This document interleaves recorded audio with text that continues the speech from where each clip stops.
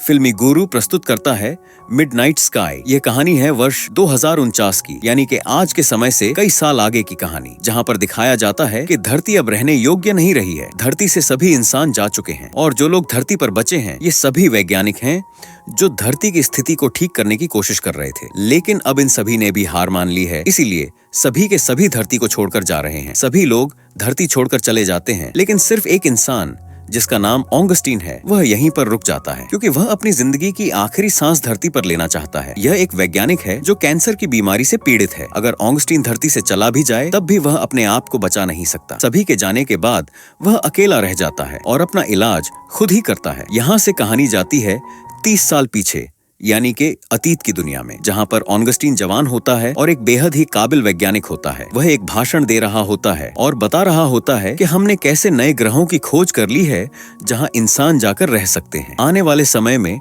हम वहाँ पर अपनी कॉलोनी बसा सकेंगे। उसकी काबिलियत और भाषण से लोग काफी प्रभावित होते हैं। तभी एक लड़की उसके पास आती है।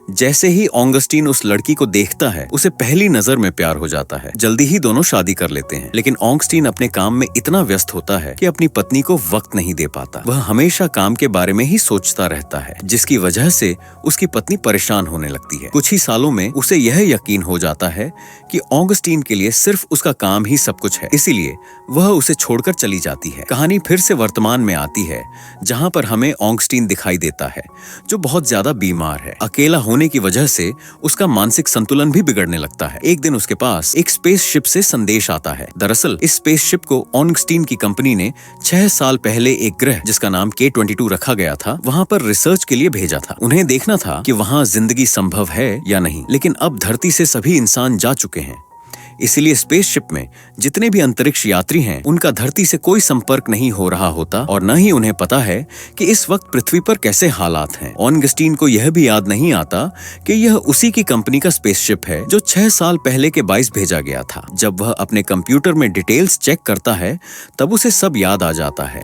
जब यह स्पेसशिप धरती से गया था तब सब कुछ ठीक था, लेकिन अब धरती पूरी तरह से बर्बाद हो चुकी है, क्योंकि एक विनाशकारी आपदा हुई थी जिसके बाद पूरी धरती पर रेडिएशन फैल गया और इंसानों को धरती छोड़नी पड़ी। अब स्पेसशिप जो 6 साल पहले धरती से गया था वह वापस आ रहा है। ऑगस्टीन अंतरिक्ष यात्रियों को चेतावनी देना चाहता है, लेकिन वह 11 घंटे तक दोबारा संदेश नहीं भेज सकता। जब वह 11 घंटे इंतजार कर रहा होता है तभी उसके किचन में आग लग जाती है। जब ऑगस्टीन किचन में जाता है तो यह देखकर हैरान रह जाता है कि वहां एक छोटी बच्ची छुपी हुई है। उसे बिल्कुल समझ नहीं आता कि यह छोटी बच्ची यहाँ कहाँ से आई। वह उससे बात करने की कोशिश करता है, लेकिन उसे पता चलता है कि वह लड़की बोल नहीं सकती। वह उससे कई सवाल पूछता है, लेकिन इसका कोई फायदा नहीं होता। बच्ची अपना नाम बताती है और ऑगस्टीन को पता चलता है कि इस लड़की का नाम आयरिस है। और अब 11 घंटे गुजर चुके हैं और अब वह स्पेसशिप से संपर्क करने की कोशिश करता है। दरअसल वह चाहता है कि स्पेसशिप पृथ्वी पर वापस आ जाए ताकि स्पेसशिप इस बच्ची को ले जा सके, लेकिन वह देखता है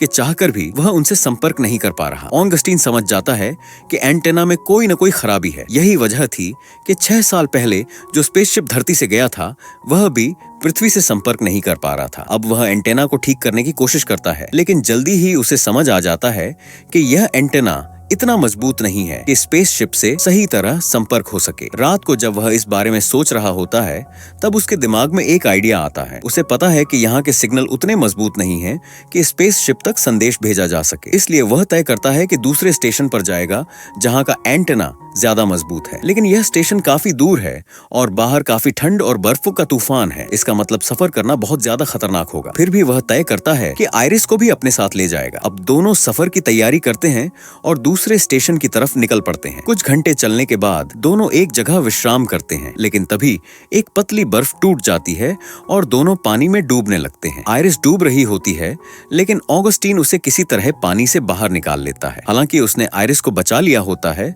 लेकिन अपना जरूरी सामान और दवाइयां खो चुका होता है। अब ऑगस्टीन को फैसला लेना होता है, या तो वापस जाकर सामान लेकर आए या फिर सीधा दूसरे स्टेशन तक चले। दरअसल वह चाहता है कि किसी भी तरह से स्पेसशिप वापस आए और इस बच्ची को बचाकर अपने साथ ले जाए। इसीलिए वह आगे बढ़ने का फैसला करता है। दोनों सफर पर आगे बढ़ते हैं और ऑगस्टीन और आयरिस के बीच एक मजबूत रिश्ता बन जाता है। ऑगस्टिन अब आयरिस से बेहद प्यार करने लगता है, लेकिन तभी एक तेज बर्फ का तूफान आ जाता है। ये तूफान इतना खतरनाक होता है कि आसपास कुछ भी दिखाई नहीं देता। इस वजह से ऑगस्टिन और आयरिस एक दूसरे से अलग हो जाते हैं। ऑगस्टिन घबरा जाता है और आयरिस को ढूंढने लगता है। थोड़ी देर बाद वह उसे मिल जाती है, जिससे उसे तसल्ली मिलती है। फिर दोनों तूफान के बीच आगे बढ़ने लगते हैं। वे दूसरे स्टेशन तक पहुंच जाते हैं, जहां का एंटेना काफी स्ट्रॉन्ग होता है। अब ऑगस्टिन स्पेसशिप से संपर्क करता है और फाइनली उनका कनेक्शन हो जाता है। वह उन्हें बताने लगता है कि पृथ्वी की हालत बहुत खराब हो चुकी है, लेकिन तभी उनका संपर्क अचानक टूट जाता है। स्पेसशिप में एक एस्ट्रोनॉट जिसका नाम सुली होता है समझ जाती है कि एंटेना में कोई दिक्कत है। वह फैसला करती है कि बाहर जाकर एंटेना को रिपेयर करेगी, लेकिन बाहर जाना बहुत खतरनाक होता है क्योंकि अंतरिक्ष में बड़े बड़े उल्कापिंड घूम रहे होते हैं। फिर भी सुली और उसके कुछ साथी बाहर जाते हैं और एंटेना को ठीक कर देते हैं। तभी एक बड़ा उल्कापिंड स्पेसशिप से टकरा जाता है, जिसमें उनका एक साथी मर जाता है और दूसरा घायल हो जाता है। सुली और उसके बचे हुए कुछ एस्ट्रोनॉट स्पेसशिप के अंदर आ जाते हैं, लेकिन अपने मर चुके साथी को खोकर काफी उदास होते हैं। एक बार फिर सुली ऑगस्टिन से संपर्क करने की कोशिश करती है और इस बार उनका संपर्क सही तरह हो जाता है। ऑगस्टिन बताता है कि उनके जाने के बाद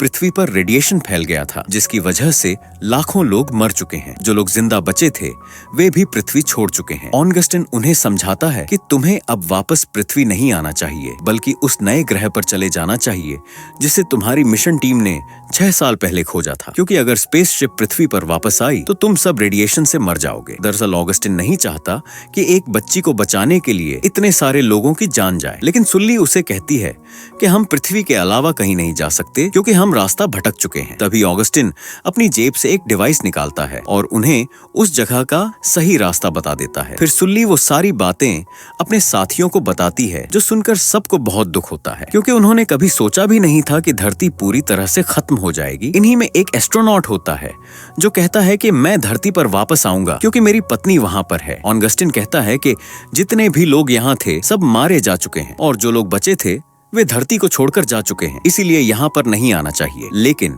इस एस्ट्रोनॉट को पूरा यकीन होता है कि उसका परिवार, उसकी पत्नी कहीं ना कहीं सुरक्षित होंगी, इसीलिए वह तय करता है कि वह पृथ्वी की तरफ जाएगा। यहाँ पर जो इनका साथी था जिसकी मृत्यु हो गई थी, एस्ट्रोनॉट उसकी बॉडी को भी अपने पॉड में रख लेता है ताकि वह उसे पृथ्वी पर सही जगह दफन कर सके। जब ये सभी पृथ्वी की हालत देखते हैं तो पता चलता है कि वह पूरी तरह से बर्बाद हो चुकी है। वहीं सुल्ली जो ऑगस्टिन से बात कर रही होती है वह कहती है, मैं आपकी बहुत बड़ी फैन हूँ। मैं हमेशा आपके बारे में सोचा करती थी। आप मेरे इंस्पिरेशन हो और आपकी वजह से ही मैं एक एस्ट्रोनॉट बन पाई। मेरी माँ भी आपकी बहुत बड़ी एडमायरर थी, उनका नाम जीन था। यह नाम सुनकर ऑगस्टिन पूरी तरह से हैरान हो जाता है क्योंकि उसकी पत्नी का नाम भी जीन था। यहाँ पर सुल्ली बताती है कि मेरा असली नाम आयरिस है। अब ऑगस्टिन को यकीन हो जाता है कि आयरिस कोई और नहीं बल्कि उसकी अपनी बेटी है। साथ ही हमें यह भी समझ में आ जाता है कि अब तक जो बच्ची ऑगस्टिन के साथ थी, दरअसल वह हकीकत में वहाँ मौजूद नहीं थी। वह सिर्फ ऑगस्टिन की कल्पना थी जो उसके दिमाग ने बनाई थी। लेकिन सुली को नहीं पता होता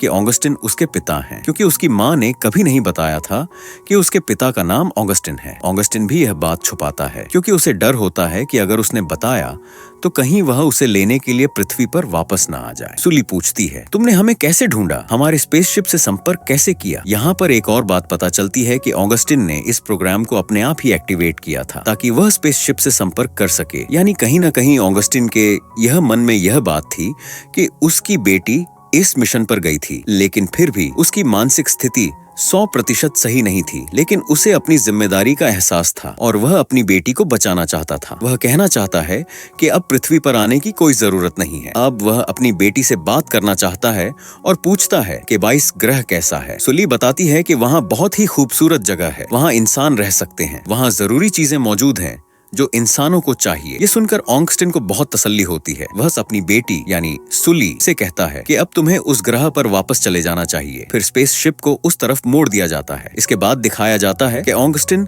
आसमान के नीचे खड़ा है। उसकी आंखों में एक सेटिस्फैक्शन है। दरअसल दुनिया को बचाने के लिए, अपनी बेटी को सुरक्षित रखने के लिए जो कुछ भी करना चाहता था वो सब उसने कर दिया है। शायद इसी वजह से वह अर्थ नहीं छोड़ा था। वह सिर्फ अपनी बेटी से कांटेक्ट करके उसे ये बताना चाहता था कि तुम्हें धरती पर वापस नहीं आना चाहिए। दरअसल उनके स्पेसशिप में इतना फ्यूल नहीं था कि अगर वे अर्थ की ऑर्बिट में आने के बाद नीचे आ जाते तो शायद कभी भी वापस नहीं जा पाते। इस तरह ऑगस्टिन अपनी बेटी और उसके साथियों को पृथ्वी पर रहते हुए ही बचाने में सफल हो जाता है। यह कहानी प्यार और जिम्मेदारी के बारे में बताती है। ऑगस्टिन, जो एक बहुत ही अच्छा साइंटिस्ट था, अगर चाहता तो अपनी पारिवारिक जिंदगी को नॉर्मल रख सकता था, लेकिन उसे एहसास था कि आज नहीं तो कल इंसानों को इस धरती को छोड़कर जाना होगा। इसीलिए उसने अपनी जिंदगी का हर एक पल अपने काम को दिया। इसी वजह से उसकी पत्नी परेशान होकर उसे छोड़कर चली गई। लेकिन ऑगस्टिन अपनी पत्नी और बेटी से बहुत प्यार करता था। जब सब लोग अपनी जान बचाने के लिए अर्थ से चले गए,